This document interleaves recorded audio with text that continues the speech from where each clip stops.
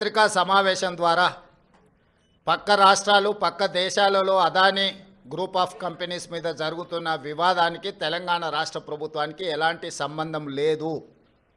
అదేవిధంగా ఒక గొప్ప ఉద్దేశంతో లక్షలాది తెలంగాణ నిరుద్యోగ యువకులకు సాంకేతిక నైపుణ్యాన్ని నేర్పించడం ద్వారా ప్రపంచంతో పోటీ పడాలన్న ఆలోచనతోని యంగ్ ఇండియా స్కిల్స్ యూనివర్సిటీని ప్రారంభించినము.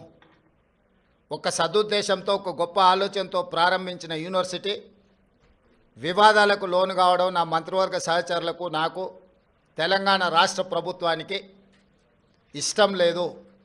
అందుకే తెలంగాణ రాష్ట్ర ప్రభుత్వము అదానీ సంస్థ నుంచి 100 కోట్ల రూపాయలను స్వీకరించకూడదు అని నిర్ణయం తీసుకున్నది.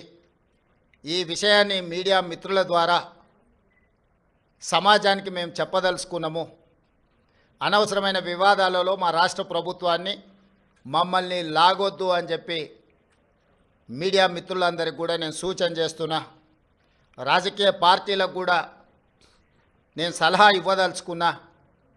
రాష్ట్ర ప్రభుత్వ ప్రయోజనాల కోసం తీసుకున్న నిధులను కూడా రాజకీయ కోణంలో ఆరోపణలు చేయడం ద్వారా నిరుద్యోగ యువకులకు నష్టపరిచే విధంగా వ్యవహరించే వాళ్లకు రాష్ట్ర ప్రభుత్వం ఈ నిర్ణయం తీసుకున్నది. వాళ్ళందరూ కూడా ఈ అంశాన్ని పరిగణలోకి తీసుకోవాల్సిందిగా నేను ఈ సందర్భంగా తెలియజేస్తున్నా.